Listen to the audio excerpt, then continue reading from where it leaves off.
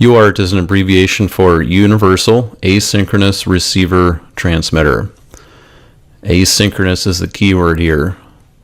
Asynchronous means that no dedicated clock signal exists between the transmitter and the receiver. Both the receiver and the transmitter then need to know the bit rate. And that's a very important consideration when you are setting up a UART. Now, common terminology here. We have the transmitter connected to the receiver. The transmitter output is most often labeled TX. That signal transfers to the receiver end, and its input is called the RX input. RX for receiver. And this is a one-way or unidirectional signal. Now let's start taking a look at the LabVIEW MyRio UART Express VI. Here you select which connector you are using, either A or B. These are the MXP connectors. Here we have a reminder of the pin numbers for the receive and transmit signals. You have two possible modes here. You can either configure it for write, that means you're setting up a transmitter, or you can set it up for read, and that would be setting up a receiver. I'll come back to read all available here in a little bit. Down here under communication settings, we have four options. We can select the baud rate, which translates into bit rate. I'll explain that later. Number of options here. We have a setting for data bits. You can choose either 8 or 7. You can select whether or not you want to use parity, and if you do, whether or not you're using even or odd parity. And finally, you can select the number of stop bits. Now I'm going to take a look at the signal waveform going from transmitter to receiver, and these communication settings will become more clear as we go along. Alright, in terms of signaling, looking at the transmit waveform. Transmit waveform in the idle state is at a high level. When you are ready to begin sending 1 byte of information, we drop the TX line low, and that designates the start bit. After that, we transmit our first bit, and that can be either high or low, of course. The first data bit is also the least significant bit for the byte of information that's being transferred. That's abbreviated as LSB. We then continue sending the remaining 7 bits of the 8-bit byte. And of course, we then end up with the most significant bit as the last data bit, or MSB for short. Now in terms of our transmitted byte, we think of it as MSB on the left side. So we see that the bits are going out in reverse order.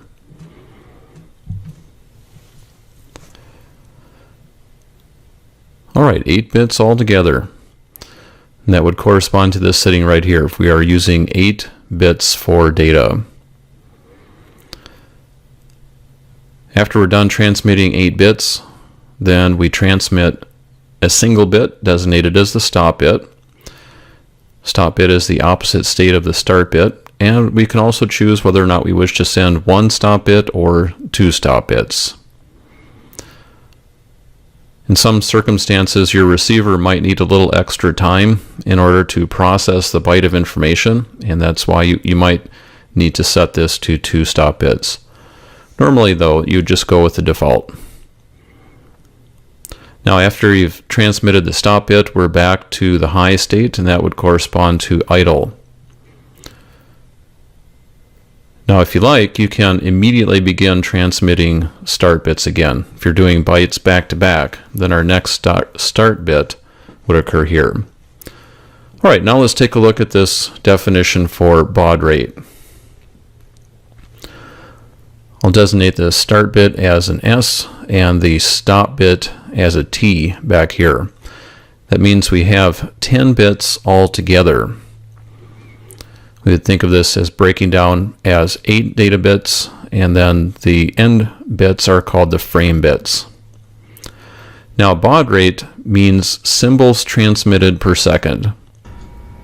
Now each time slot conveys 1 symbol, and each symbol conveys a single bit. Therefore, for 9600 baud, which is 9600 symbols per second, we are transmitting data at 9.6 kilobits per second.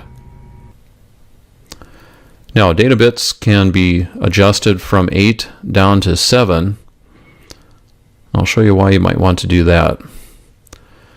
When you choose 7, then you're only transmitting bits D0 through D6. That leaves an extra bit here at the end. And in this case, we designate this as the parity bit. I'll abbreviate that as P. And that's where this comes into play. No parity would go along with 8 data bits.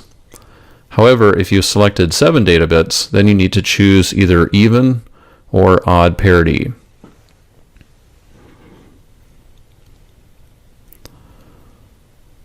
Let's define this notion of the parity bit. You set the parity bit to be either 0 or 1 to make the total number of ones in the message either odd if you're doing odd parity, or to set the total number of ones to an even number if you are doing even parity. Now again, the total number of ones is the point here, and that includes the parity bit. This will become a little more clear with some examples. Supposing we had a 7-bit byte that looks like this, and then if we have selected even parity, then we count up the 1 bits, and I see 4 of those.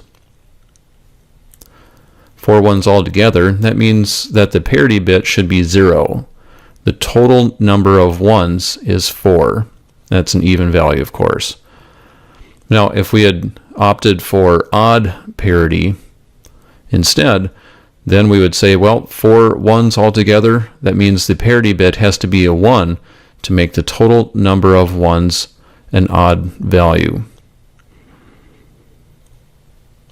Now, the point of parity is that it provides single bit error detection, because you calculate the parity for your received bits and you compare that against your expectation of either even or odd parity. Now, this is 1 byte of transmitted information. Turns out that the myRIO UART receiver queues incoming bytes in the background. That means you can either select read a single byte, or you can read all the bytes that have been queued up in the buffer at once.